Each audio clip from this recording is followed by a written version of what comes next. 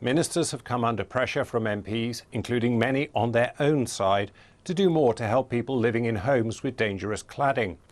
3.5 years after the Grenfell Tower disaster, in which 72 people died, thousands of leaseholders are facing large bills to remove inflammable cladding and to pay for other fire safety works.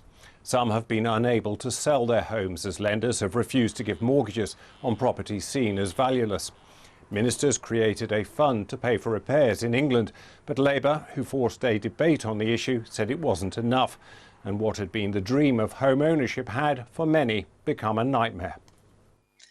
The Grenfell tragedy shed light on a crisis of building safety in this country, and hundreds of buildings have the same cladding that caused the Grenfell fire to be so deadly. Thousands have other equally dangerous cladding, and even more have other serious fire safety problems, such as combustible insulation, missing fire breaks, faulty fire doors. Millions of homeowners are caught up in the wider building safety crisis caused by these defects, unable to sell or remortgage or buy a flat, freezing up to 16% of the housing market, affecting possibly as many as 11 million people. She said leaseholders shouldn't have to pay for something that wasn't their fault. If you bought a new car, which turned out to be dangerous, you wouldn't expect to be told to take out a loan of tens of thousands of pounds to pay for it, often more than the price of the original car. And this is people's homes. The stalemate we have now is leaving hundreds of thousands of people stuck in flammable buildings. And the only way to make homes safe is for the government to provide upfront funding to make that happen. Labour called for the creation of a task force to assess the extent of the problem and to prioritise the work needed. The Housing Minister said the government was making progress, but he said many building owners had failed to provide basic information needed to get funding. Building owners, Mr. Speaker, should be in no doubt. It is vital that dangerous cladding is removed as fast as possible, and the government will not tolerate unnecessary delays. If they can collect the service charges, then they can get the remediation on their buildings done. He said ministers were working on ways to protect leaseholders from large costs. And we have to bring forward a solution that is right and proper, that demands of owners and developers they put right the problems and defects that they cause, that is fair to leaseholders who should not have to carry unfair costs for problems that they did not cause or envisage, and which is fair to the taxpayer who is already shouldering a significant burden in remediating many buildings. The minister said MPs could expect an announcement very shortly.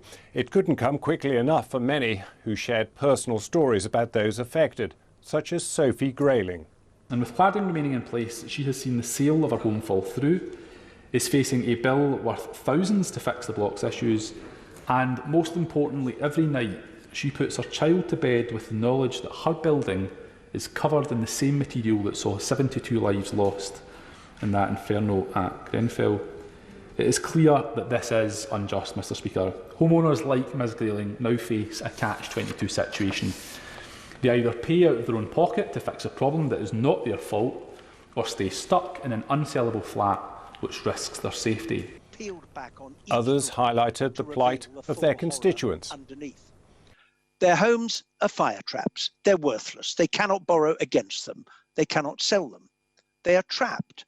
Trapped by waking watch bills, trapped by rising insurance, and trapped by the fear that they will be told they must pay to fix this, even though they are not in any way responsible. They're locked into an absolute nightmare in unsafe homes, unable to sell, unable to remortgage, and facing mounting bills to fix a crisis they didn't create. The government's response today had little basis in reality. They have in truth shunted this into the too difficult to tackle box and abandoned leaseholders. Several Conservative MPs said the government should step in.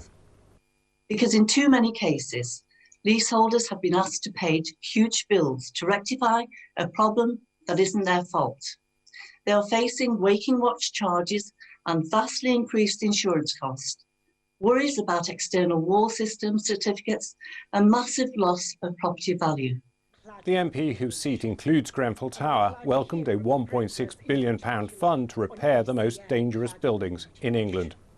However, I suspect that 1.6 billion is not going to be enough.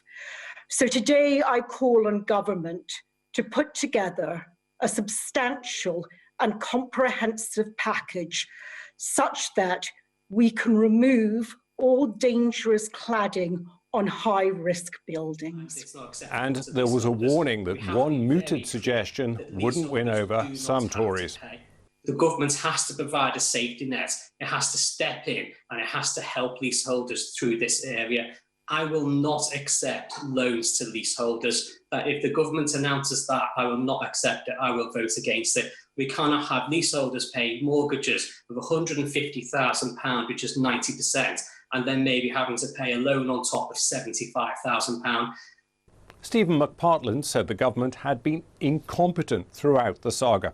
Labour later won a vote on its motion calling for all work to be completed by the end of next year, but with Conservative MPs told to abstain, the defeat for ministers by 263 votes to nil is symbolic.